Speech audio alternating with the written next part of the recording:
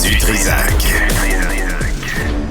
On va aborder la question de la polarisation envers les forces de l'ordre dans un moment avec Yann Lafrenière, qui est ministre de la Sécurité publique, député de Vachon. Monsieur Lafrenière, bonjour.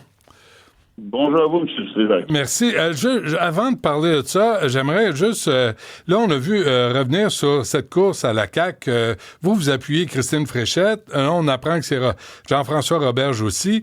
Je me posais la question, d'abord, pourquoi l'appuyer elle et pas Bernard Drinville? Bien, premièrement, comme vous savez, puis on va reculer un peu dans le temps, quand notre premier ministre a annoncé son départ, j'ai pris un moment de réflexion, une bonne semaine, je vous dirais. Je remercie les gens qui m'ont écrit, qui m'ont dit qu'ils voulaient me supporter. Et ma réflexion avait trois volets. Le premier, c'est le volet familial. Je vous dirais que j'avais l'appui de ma famille, quand même certains enjeux, parce que ma famille et moi, on a vécu dans un passé qu'on a connu tous les deux, là, la crise étudiante, ça a été difficile pour la famille. Alors, j'avais cette crainte-là.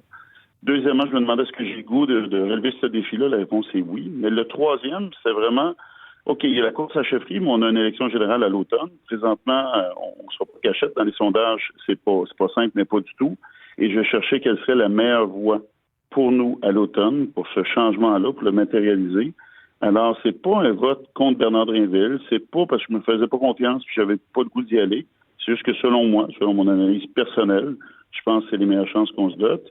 Et moi, je ne pouvais pas me présenter contre Christine, comme j'y avais dit au début, parce qu'on travaille ensemble depuis déjà plusieurs mois. On a la même vision dans nos dossiers. Je fais plusieurs dossiers avec elle au niveau autochtone, entre autres. Alors, cette capacité-là d'écoute, de rassembler. Alors, ce que je donne comme qualité, c'est pas contre Bernard que j'apprécie. Je comprends. Juste quand on fait un choix, c'est éclairé. Pour moi, à l'automne, c'est les meilleures chances qu'on a. Mais que savez-vous, M. Lafrenière, des positions de Christine Fréchette sur la loi et l'ordre? Vous êtes arrivé avec ça à l'automne dernier en disant la CAQ va mettre de l'ordre. On voit pas bien la différence, là, mais elle en pense quoi, Christine Fréchette, de ça? Ah, vous êtes dur avec moi. On a amené ça à l'automne. Projet de loi qu'on commence à écouter dès la semaine prochaine. Et vous savez, quand j'en ai parlé à l'automne, il y a plusieurs journalistes, je ne vous mettrai pas dans plusieurs qui se questionnaient en disant c'est pas vraiment un sujet important, vous amenez ça, c'est de l'opportunisme. Mais vous savez quoi? Il y a 2 semaines, il y a un sondage Angus Reid qui disait que 4 Canadiens sur 5 avaient vécu une tentative de fraude, et le sentiment d'insécurité est à la hausse. Nous, c'est les membres qui nous l'ont dit. Alors, vous me demandez, je vais répondre à votre question, vous me demandez qu'est-ce que ma collègue en pense, mais à plusieurs reprises, elle m'a dit que c'est un sujet qui s'était imposé, en ce sens que les membres l'ont dit que c'était important, puis je pense que c'est drôle, en quelques mois, c'est rendu comme une évidence qu'il va falloir travailler là-dessus, puis c'est ce qu'on fait. Le organisé, oui. Je me rappelle avec vous, la dernière discussion qu'on a eu ensemble, c'est sur l'école Antoine Brassard, qui est dans le comté voisin chez nous, et je vous dis qu'il y avait encore un événement récemment. J'ai parlé à la direction du service de police de l'agglomération de Longueuil, puis c'est sûr que la police seule n'y arrivera pas, mais des rencontres avec les parents, les autres citoyens, les commerçants aussi. Et ça se passe, oui, à Antoine Brassard, oui, dans les autres écoles de Longueuil, mais je sais qu'ils agissent là-dedans, mais tout ça pour vous dire que c'est un sujet qui est d'actualité, puis on l'avait bien vu venir. Oui. Par exemple, les caméras corporelles, on a vu, là, même la mairesse Martinez-Ferrada est d'accord, la fraternité est d'accord, tout le monde est d'accord. Là, on me dit qu'il n'y a pas d'argent à Québec pour les financer. Est-ce que ça va changer? Ben oui, non, attendez un instant, parce que j'ai parlé à la mairesse, et en passant, je ne peux pas me mettre en désaccord avec le projet. J'étais au SPVM, puis je faisais partie des porteurs du projet. Fait qu'on l'a fait, on l'a testé. Cependant, on va être bien transparent pour me dire les vraies choses. L'achat des caméras, même la Ville avait dégagé du budget, c'est pas vraiment un enjeu. C'était la même chose quand on a fait le projet pilote. Là, on en a un présentement au nord du Québec, au Nunavik. On a un en Abitibi. Ce qu'on se rend compte dans les enjeux opérationnels, c'est avec notre système judiciaire actuel, quand les policiers font une intervention, une arrestation, de revenir au poste, visionner ce qu'ils avaient comme image pour la noter. Quand c'est transféré au procureur, le procureur doit visionner toutes les images de tous les policiers qui étaient impliqués pour les annoter. Alors, ce que je vous dis là, c'est pas une question de sous, c'est une question de capacité, parce que oui, les policiers, pour eux, parce que souvent, il y a des poursuites ou des accusations, le fait de porter la caméra, ça a diminué de 80% les plaintes, ça, c'était très bon. Mais là où certaines policiers ont déchanté un petit peu, c'est voyant la perte de temps opérationnel, le fait que tes collègues qui te donneraient du backup, normalement, sont plutôt dans le poste. C'est pas un non.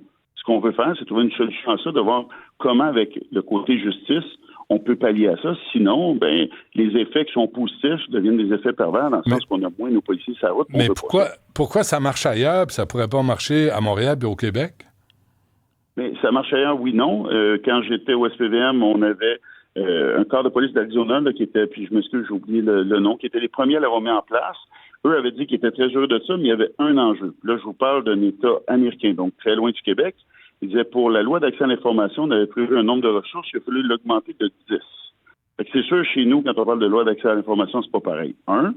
Deuxièmement, il y a des services de police canadiens qui en ont, puis il y a beaucoup de mérites, mais ils vivent le même enjeu au niveau judiciaire où ils cherchent des solutions pour pas avoir du désengagement, au moins de présence policière sur le terrain. Fait qu'encore une fois, je le dis, moi, la première chose que je dis à la mairesse, travailler ensemble, je regarde de mon côté avec mes équipes comment mettre des directives opérationnelles qui permettent justement de diminuer tous les impacts négatifs que j'ai passés, mais la réponse n'est pas non. OK. Il y a aussi ce qui se passe au Minnesota, Yann Lafrenière. On le sait, jusqu'à maintenant, 2 citoyens ont été abattus par la Immigration and Customs Enforcement, la ICE. Puis je comprends bien, vous avez l'impression qu'on va encore une fois importer les problèmes de ce qui se passe aux États-Unis et au Québec. Ça vous inquiète?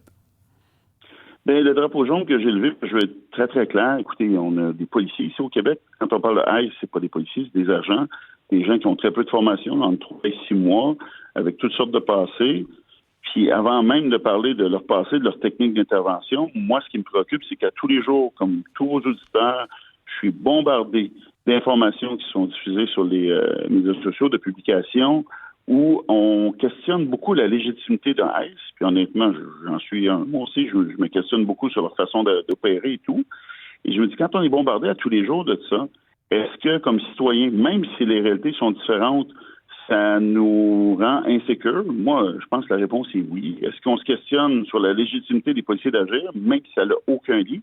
Je pense qu'il est là le danger. Puis moi, c'est pour ça que j'ai agi en disant, quand je regarde ça, parce que vous savez, la première base là, pour l'intervention policière, avant même de parler de la formation, du nombre de personnes et tout, c'est la légitimité lorsqu'ils interviennent. Ce que je regarde du côté américain, des grandes différences, j'ai parlé de formation, on pourrait même parler de déploiement à saveur politique, parce que dans certains États, il y en a, dans d'autres, il n'y en a pas. Alors, tout ça nous rend un petit peu incrédules en disant, attendez un peu, est-ce qu'on fait confiance à ça? Et moi, ce que j'avais peur, c'est que des citoyens qui voient ça, quand ils sont interceptés, interpellés ou quand ils voient des policiers intervenir, qu'il y ait un mélange des genres un petit peu. C'est pour ça que j'ai levé le drapeau. Je pense que c'est bon d'avoir cette discussion-là. Hier, dans des lignes ouvertes, les gens disaient non, on comprend très bien qu'au Québec, les policiers sont pas comme ça, sont formés. Non, mais... Au Québec, minimalement, c'est 3 ans de formation. C'est pas pantoute la même chose. Non, je comprends, mais Yann Lafrenière, je suis allé voir les chiffres là, des migrants introuvables. En janvier 2026, on estime que les services frontaliers ont perdu la trace de plus de 32 000 migrants faisant l'objet d'une mesure de renvoi au Canada. Alors, entre la politique de fou des États-Unis et la politique de mou à Ottawa, y a-tu moyen? Parce que c'est jamais gentil et sympathique là, si tu veux déporter quelqu'un pour quelque raison que ce soit, pertinente. Est-ce qu'on est toujours en train de faire des crises? Il y a eu 2 meurtres, là. Ils ont tué 2 citoyens complètement inutilement, là. Là, moi, je suis complètement d'accord avec ça. Puis en même temps, on va regarder ça, puis on se dit, on fera rien. On fera rien devant... Puis il y a une femme, là, vous le savez mieux que moi, il y a une femme qui a été tuée par son conjoint. Il aurait dû être déporté il y a 3 ans. Alors, entre les deux, qu'est-ce qu'on choisit? Ouais. Mais c'est là que vous avez raison, puis c'est là que ça amène un discrédit aussi pour l'ensemble des nouveaux arrivants ici. À chaque fois qu'on agit mollement ou qu'on n'agit pas, puis les policiers vont témoigner de la même chose, de savoir qu'une personne aurait dû être déportée pour toutes sortes de raisons, puis on a décidé de ne pas le faire. Moi, je parlais des policiers ce week-end qui étaient très, très, très critiques face à l'intervention de ICE. Puis d'un autre côté, se poser la même question de vous en disant, nous, on a eu un cas récemment, on nous a dit de ne pas le judiciariser parce que l'homme était pour être déporté malgré son crime. Et finalement, on le revoit sa rue, puis on se dit non, on ne l'a pas déporté parce que ça serait dangereux pour lui là-bas.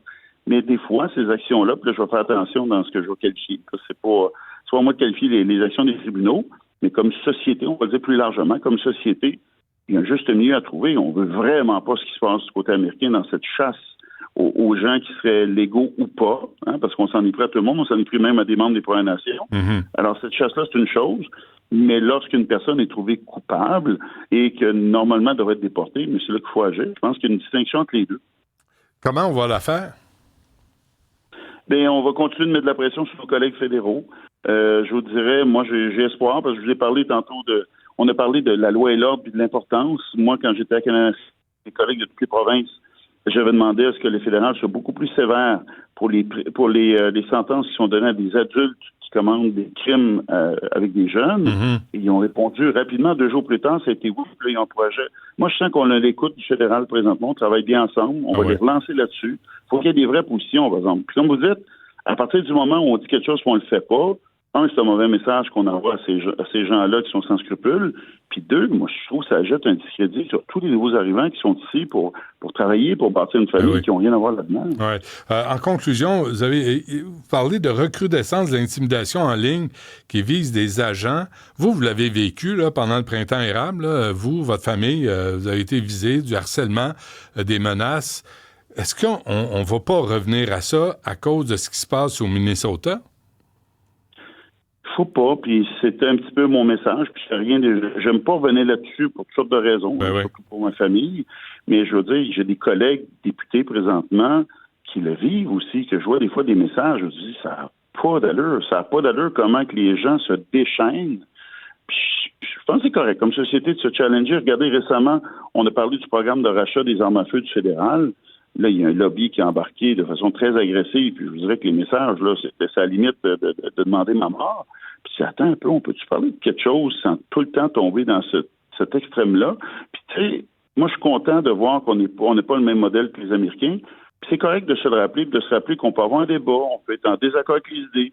Beaucoup de mes collègues des oppositions avec qui je suis en désaccord, puis ça ne m'empêche pas de leur parler, puis on s'entend bien. Je m'entends bien avec majoritairement tout le monde. Mais je pense qu'comme adulte, on a comme un exemple à donner à nos enfants aussi. Je regarde nos ados, puis je me dis, c'est pas rassurant. Tu sais, quand t'es jeune, tout ce que tu veux, c'est apprécier des gens, puis tu te fais ramasser pour une position, pour peu importe quoi. Moi, mon drapeau jaune, il est là. Puis c'est vrai, je suis très sensible à ça. Et je pense que vous m'avez entendu avec les collègues des oppositions, je tombe jamais dans le personnel. Faut rester sur les idées. Fait que je pense que c'est un beau moment de se le rappeler comme société. On est tellement heureux, tellement content de ne pas avoir ce modèle-là qu'on voit chez nos amis du Sud. Puis je trouve ça triste pour eux, parce que je trouve pas que la démocratie se porte bien dans ce temps-là. Ça, c'est-tu Yann Lafrenière, ministre de la Sécurité publique. Merci. À la prochaine. C'était un plaisir. À bientôt.